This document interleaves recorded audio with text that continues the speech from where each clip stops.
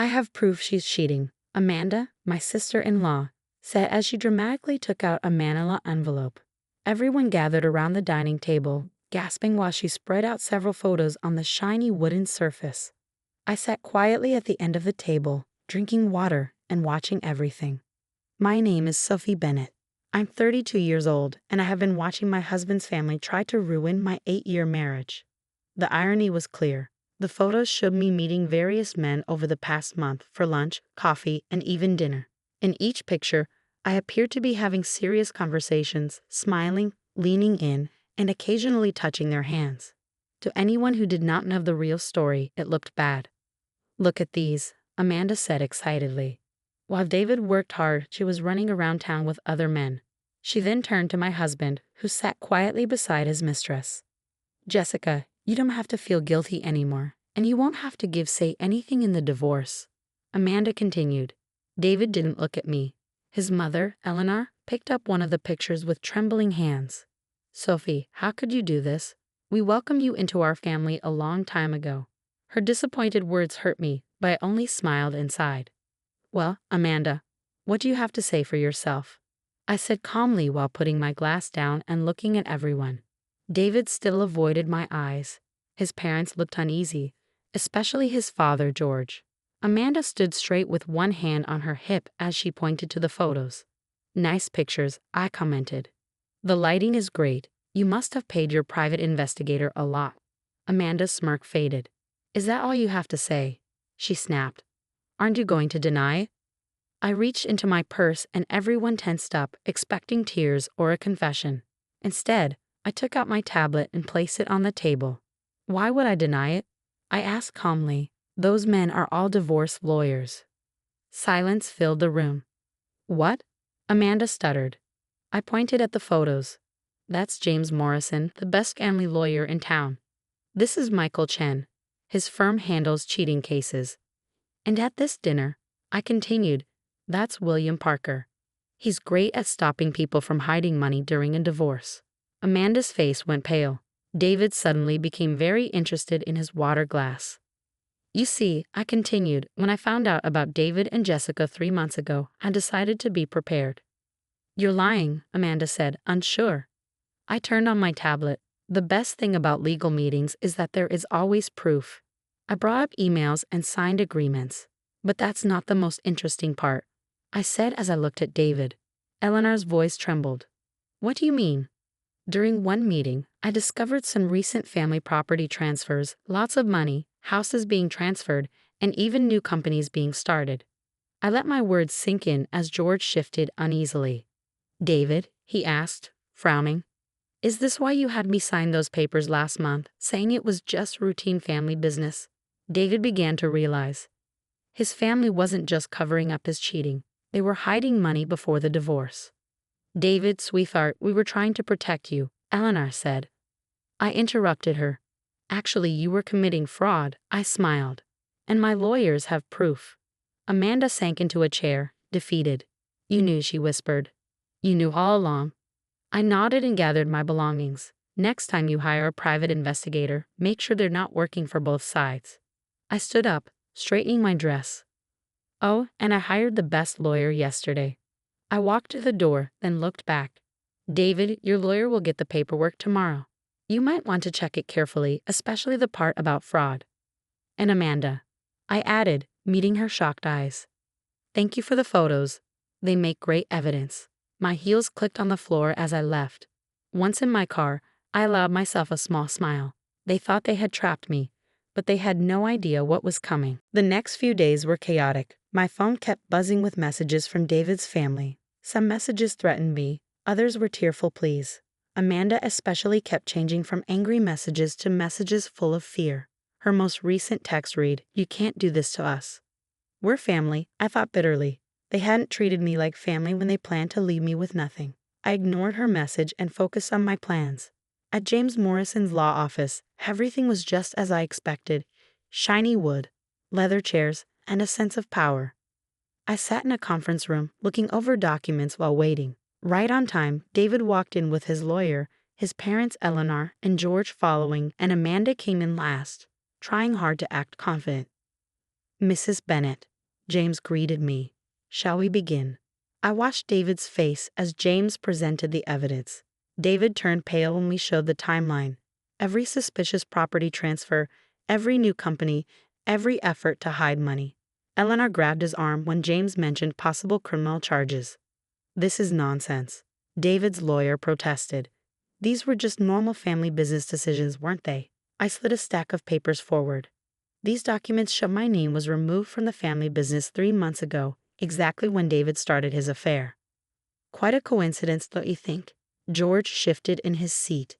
He had always been the weak link, too worried about his reputation to risk a scandal. Now, James continued, we are willing to be reasonable. Mrs. Bennet helped build this family's success. She just wants her fair share. Fair share. Amanda snapped. She's trying to ruin us. I turned to her, remaining calm. No, Amanda. I'm just protecting what I helped create. Would you like me to play the recording of you and David talking about keeping that gold digger from getting anything?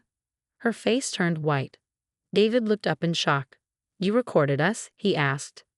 No, I replied calmly. Your mistress, Jessica, was very useful once I showed her proof of your plans to leave her, to secure your assets first. Suddenly, the room exploded into chaos. Eleanor started crying, George demanded to speak to his lawyer, and Amanda screamed about betrayal. I sat quietly, watching as my husband realized how deeply he had been outplayed. Here's what's going to happen, James said, speaking firmly over the noise. We have evidence of attempted fraud. You can either face criminal charges or agree to a fair settlement today. It's your choice. After a brief private meeting with his lawyer, David's lawyer finally announced, we will agree to fair terms. Excellent, James smiled. Mrs. Bennet has already laid out her requirements. He handed out copies of the settlement proposal. I've been thorough, but not vindictive. I want only what I helped build, nothing more. This is outrageous, Eleanor exclaimed, but George gently urged, sign it, David. We can't risk this getting out. As David picked up the pen, Amanda tried one last time. Wait, those photos. They were taken in public places. She was showing off these meetings. I laughed softly. Of course they were public. I wanted you to see them. Every lunch, every coffee meeting. I knew you had me followed. I just made sure your investigator got what I needed. They finally realized they had been outsmarted. One by one, everyone grew silent and the documents were signed. As James gathered the papers, I stood up to leave. Sophie, David called out. When did you get so calculating? He asked. I paused at the door. I learned from the best. Family taught me, I said, a note of irony in my voice. Walking out of the office, I felt lighter than I had in months. Sometimes the best revenge isn't just about winning. It's about showing that they underestimated you.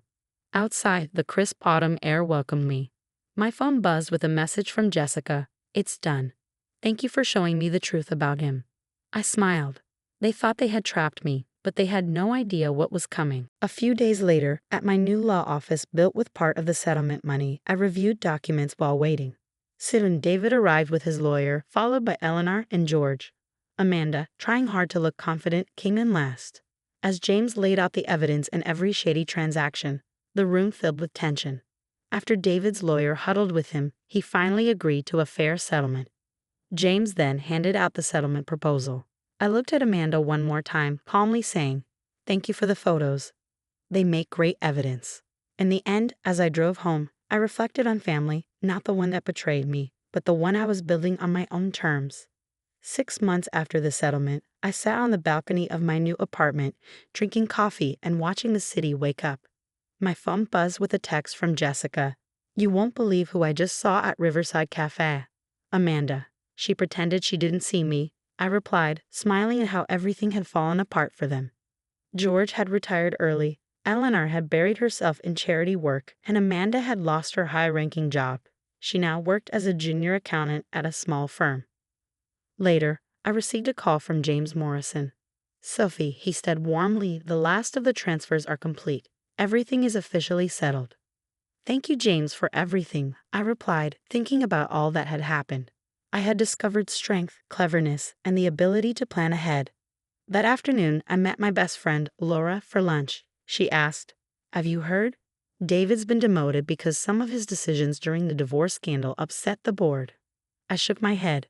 I'm not surprised. He always thought he was smarter than everyone else. Laura leaned forward and asked about my new venture. How's your consulting firm going? I explained that after the settlement, I used part of the money to start a consulting firm helping women handle difficult divorces and financial disputes. We even expanded, opening a second office recently. I remembered the woman I had been a year ago, trusting and naive, believing in family loyalty above all. That person was gone, replaced by someone stronger and wiser, but not bitter. I was grateful for what I had learned. Later, my phone buzzed with a text from Eleanor. I miss you.